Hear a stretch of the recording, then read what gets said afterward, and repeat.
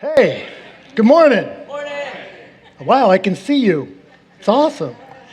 Hey, the word today I want to start with is motivation. Everybody try that word? Motivation. Do you ever struggle with motivation? Uh-huh. A friend of mine told me, I figured out how to get started in the morning. What's something to motivate me every morning to get up and get going? I just drink 2 glasses of water before I go to bed. Some of you'll get that later. Today we're going to talk about the motivation behind the reason behind things that we do, and you're going to see that in our families today as we dig into 1 Samuel chapter 8. You can turn there in your Bibles, pull it up on your device. I want you to follow along with me. We're going to pick it up right where we left off last week, and we're going to look at what motivates a family. Robert Hansen was a spy for the United States, served in several different ways, and was caught betraying the U.S., selling secrets to the Russians. He made $1.4 million and finally was caught and arrested, and they examined why he made the choice to betray his own country. In dealing with that and going through some of his thinking, they discovered that his intentions were good. His intention was to be a provider for his wife. He loved his wife. He was the person that gave him energy, that gave him strength, that gave him the desire to get up in the morning, to work, to function, and to serve. And he always loved blessing his wife to the point that anything she wanted, he gave her. Anything. Want a bigger house? We'll buy a bigger house. You want a bigger car? I'll get you a bigger car. You want clothes or jewelry, anything you want, I'll buy. To the point where she really didn't want as much as he was giving her, but in his psyche, he felt like that was the only way he could prove himself to be a good husband. Eventually, they got him into trouble. That motivation to be the best guy for his wife, to give her anything she wanted, drove him down a path that eventually got him into debt for a house he couldn't afford, buying stuff they couldn't manage in their budget, going further and further into crisis to the point where now the Russians could come in and offer him a deal to pay him to sell secrets so that he could get out of his debt. That's what motivated him to go that direction. Many times the things we intend are good, but our motivation on why and how we do things is bad. Have you ever done that? Chosen the wrong way to accomplish something that is actually a good intention. Well, see, here's what we're going to see today. When God notices, I've been doing this series on what God notices. He notices not the prayers out of our mouth, but the heart cries that come out of our heart. He notices not what we say we're going to do, but our obedient listening to Him and to His Word. He notices, like we talked about last week, our lives being consecrated to Him instead of just talking about Him. And today we're going to see that He notices in your life and mine our motivations and whether we're motivated to trust Him or to do it our way. Where do your motivations lie? In 1 Samuel chapter 8, what you need to know is there's a gap between chapter 7 and chapter 8. When we're going through this study, we're looking at pictures of Samuel's life. Chapter 7 was a picture of his young leadership, what empowered him to become a great leader in the kingdom of Israel, to be that priest and prophet that would lead the nation for many, many years. The gap between 7 and 8 is 40 years. We don't hear any more about his story for 40 years until later on in his life after he's been leading. And I could just tell you a few things about Samuel that's pretty amazing, if you'll bear with me for just a second.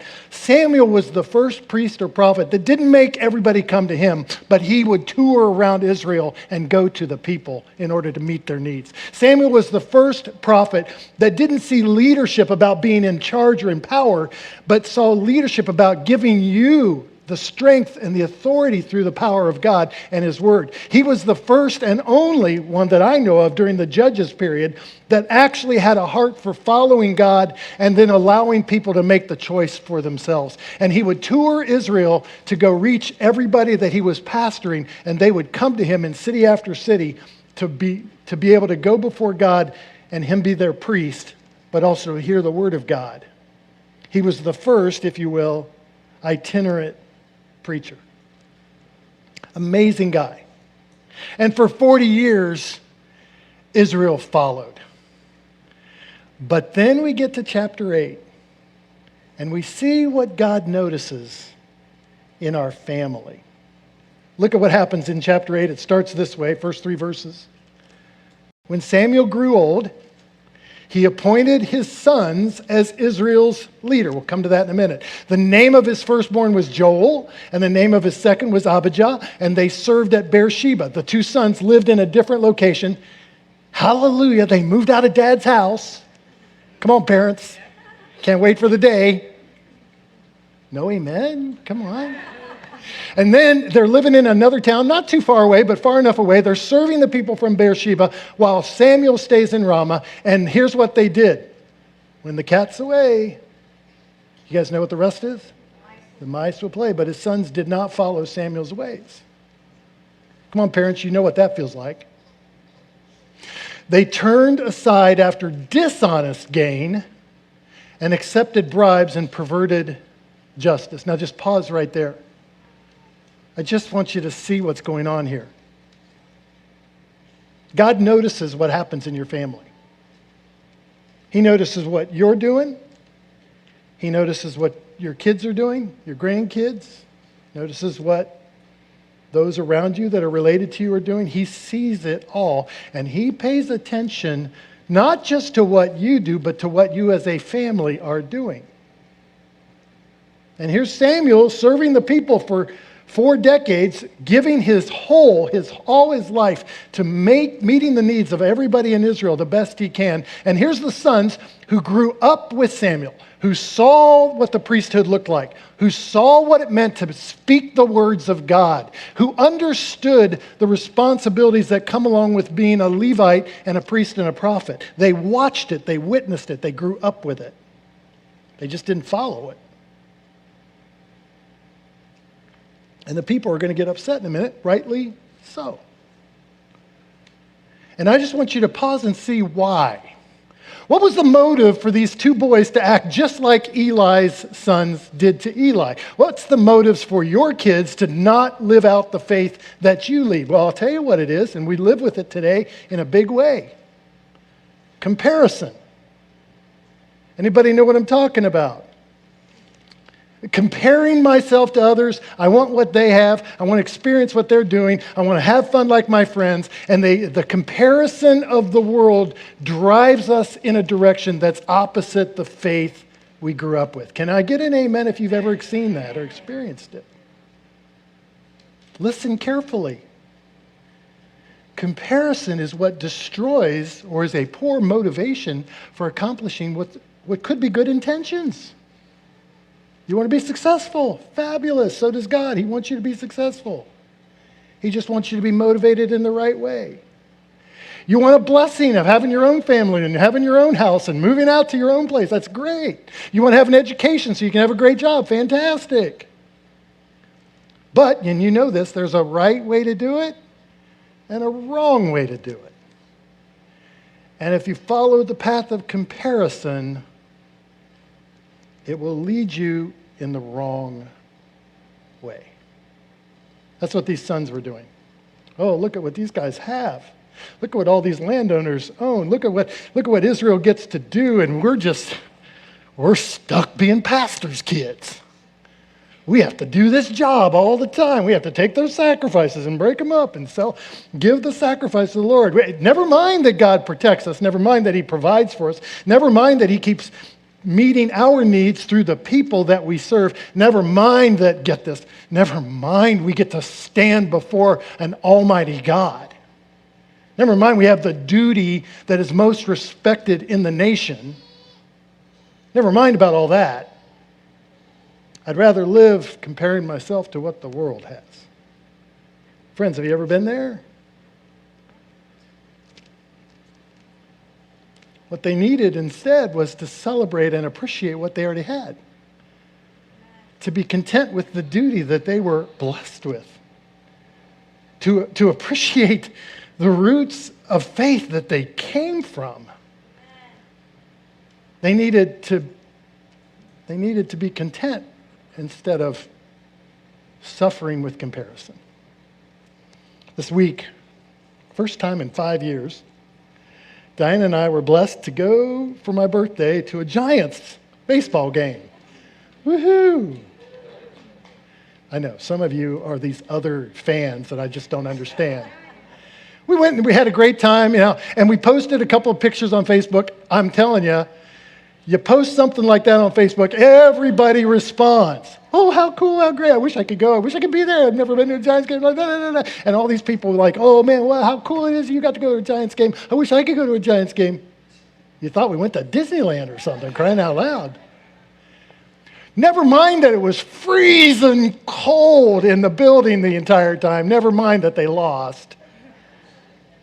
We finally get to go once. It was fun. Isn't it interesting how quickly we compare our lives to everybody else's experiences?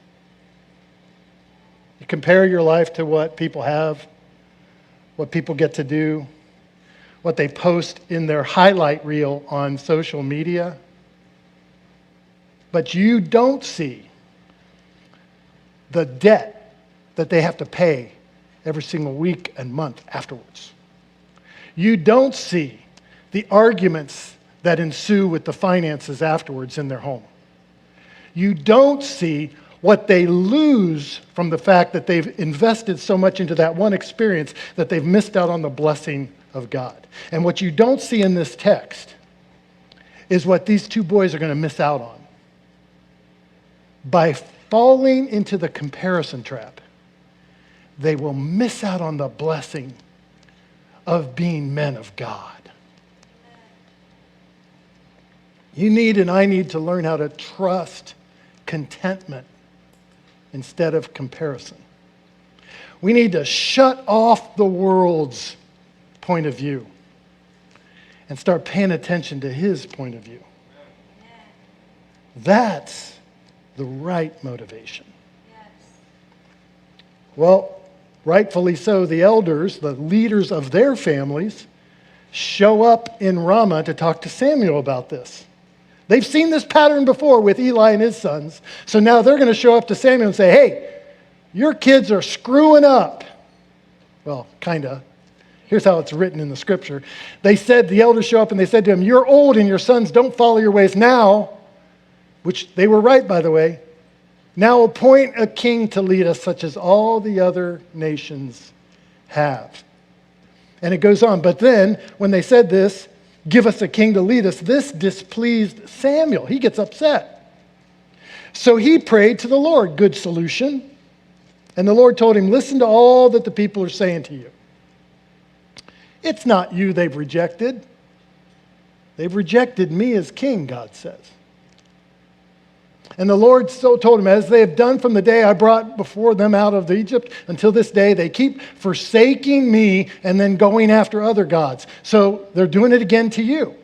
Now listen to them, but here's what you want to do, Samuel. Warn them solemnly and let them know what the king who will reign over them will claim as his rights. Here's what the elders did. They were the leaders of their families. And instead of being satisfied with what God has always been faithful in doing, they decided to hurry up the plan and get rid of Samuel and his sons and elect their own king, choose their own leader for them to follow so they could have what they wanted in the nation. That should sound familiar. They were in a hurry. You ever been in a hurry to get something you wanted?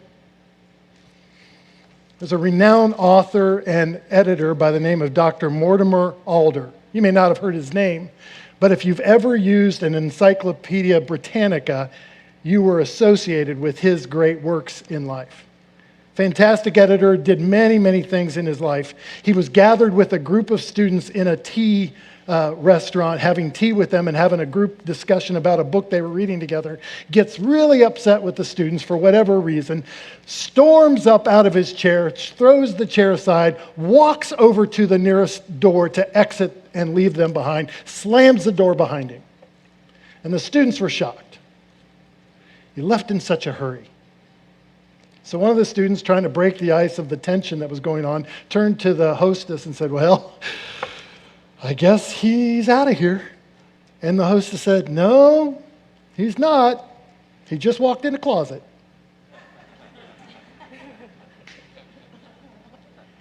Have you ever walked in a closet because you were in a hurry?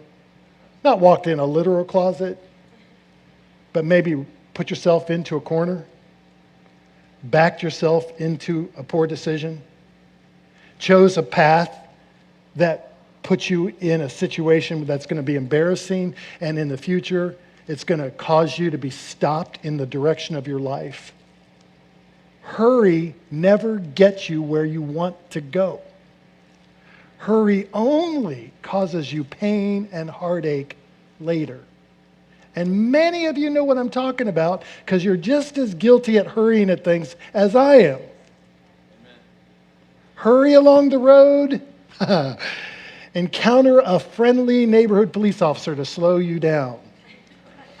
Hurry up to date only to have your heart broken by poor relationships. Hurry to buy that car or that big item only to have to pay the debt over and over and over again and find yourself paying 4 times the amount of what the item was. Hurry to eat food only to have DoorDash charge you double.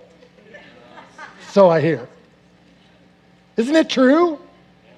The cost of hurry is way more than the patience of waiting. See, here's the Israelites coming to Samuel, who's been leading for 40 plus years well, and they're complaining to him because they want a king now versus letting God bring the next leader in place. Think about it. God has been faithful the whole time. Brought him out of Egypt using plagues to get rid of Pharaoh. Carried them for 40 years through the desert and gave them the promised land. Put Joshua in place after Moses died so that he could lead them in their battles and take the land. Provided judge after judge after judge. Every time they drop and they fail, he continues to provide a leader to rescue them. And on it goes. And even when Eli and his sons were all screwed up, God provided Samuel to be a part of the family so he could learn the role from Eli and then be the right leader for Israel. And do you think if God can do all of that, he can take care of 2 boys that are messing up? Trust God. Amen. Put your hope in his promises instead of hurrying to satisfy your own. Many of us in this room are struggling today because we hurried to get something too quick yesterday. And God still loves us. Every day does get sweeter when he continues to show up and rescue us. But hurry doesn't fix your problems. So the elders show up, and they're not rejecting Samuel. They're rejecting God as their king. Now, get this. Elders represent the families. They're not just representing the nation. They're representing their own families saying, we'd rather have a king than follow and have to work for God. We'd rather have a king go fight our battles than us have to go out and do it ourselves. We'd rather have a king take care of our needs and someone else to do all the work and someone else to take care of the costs and someone else to run stuff so that we can just take care of ourselves and do what we want. That's what they're asking for. And God sees the end result of this. And their hurry to have somebody else do it is going to cost them more than they were bargaining for. Trust God and put hope in his promises instead of hurrying. And then look what happens. So God tells Samuel to go back and tell them what they're going to face if they choose to have a king over them instead of letting God be their king. So Samuel goes back and he tells all the words of the Lord to people who were asking him for a king. He said to this is what the king who reigns over you will claim as his rights. You're talking about your rights. Here's what the king will say. The king will say, I want your sons, and I'll make them serve with his chariots and horses, and they'll run in front of his chariots. I'm going to take your boys and make them my force, my army. So you're thinking, I'm going to battle all these battles for you? No, I'm going to use your sons to take care of my battles. He goes on, some will be assigned as commanders of thousands and commanders of 50s. Others, I'm going to put in the fields and let them plow the ground and reap the harvest to feed everybody. Others will make weapons of war and equipment for the chariots, so they'll start working for me. He will take your daughters to be perfumers and cooks and bakers. I'm going to put them to work as well. You thought you were keeping your kids at home. You thought you were making it safe for them. You thought you were going to give them all this blessing. They're going to make all this money and be all that safe. I got news for you. You're going to report to him. He'll take the best of your fields and vineyards and olive groves and give them to his attendants. He'll take, that tenth that you were giving to run the kingdom with. You're going to take that tenth and of your grain and of your vintage and give it to the officials and attendants to take care of them. And then your male and female servants and the best of your cattle and donkeys, he'll take to use for himself. And not only that, he'll take a tenth of your flocks and you will become his slaves. You ever heard of taxes, by the way? Worst of all, when the day comes, and it will, that you cry out for relief from this king, the king you chose, the Lord will not answer you on that day. See, if you choose a substitute instead of the one who is Lord, you will not only hurry yourself into problems, but you'll find the substitute never delivers what you're hoping for. The substitutes never work. And we're good at that, aren't we? I mean, I'm not even pointing the finger at the United States. Every country has done this. And worst of all, so has every family. We've all chosen the substitute over the sacred. Samuel had a tough message that day. To quit going for the hurry and put your hope in God. To quit trying to grab the substitute and hold on to the sacred. To quit worrying about comparison and start being content with all that God has provided for you and the promise that they always will. Listen, families. Listen carefully. You're right there with them. We all have the same choices. And God takes notice of the family that stays true to him.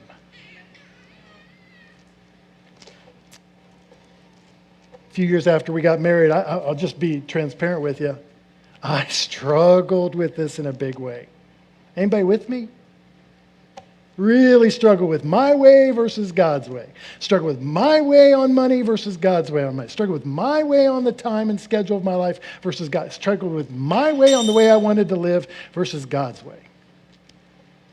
And I finally found myself in a hole, kind of that closet. And I'd had enough. You ever been there? And I just threw my hands up and said, God, you got to help me. So I remember the day we were sitting around in our apartment, my wife, myself, and my daughter Heather, and I turned to them and said, as for me and my house, I don't know where this is going to take us. I don't know how this is going to look. I don't know what we're going to do. But as for me and my house, we're going to, you know the verse?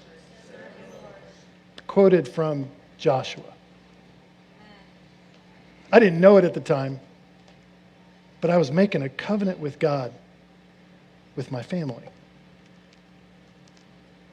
Joshua, the story that came from, had been the victory leader for Israel throughout the new promised land.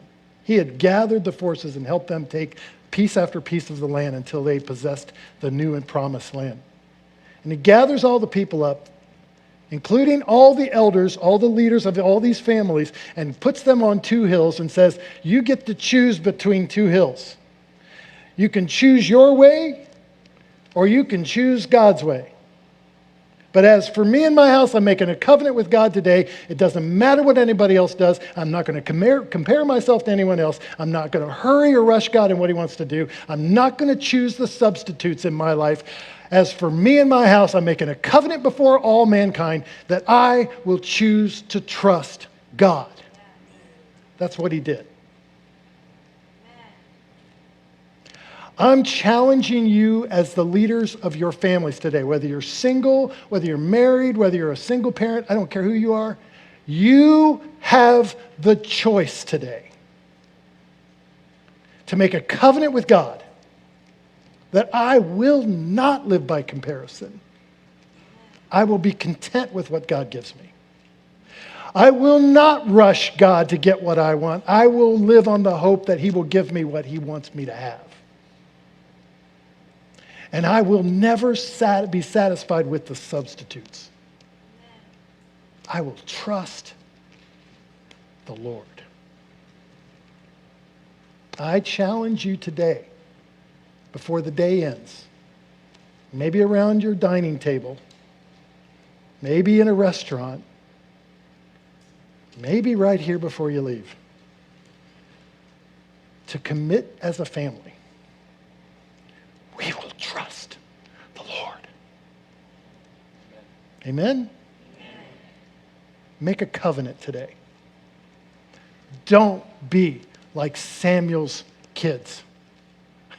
Choose today whom you will serve. If it's the things of this world, then so be it, go serve them. But as for me and my house, and as for me in this church, and as for me and all of those who follow, we're all gonna serve the Lord. Jesus, that's our covenant to you.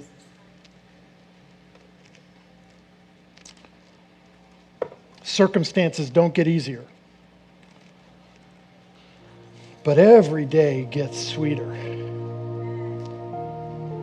when we put our trust in you. Just as we learned today from Samuel, 1 Samuel chapter 8, the decision is on us. The way this nation goes is based off of what ways the family goes. So as for me, as for this body, and as for many families in this room, we are going to put our trust in you. Not a king, not material, not a rush, not our circumstances, but in you, because you are always faithful. Help us to live that covenant out before you and before men, so that you get the glory and you can bless. And when we do, bring glory to your name. And those of us that agreed and wanted to live that out, we all said, Amen.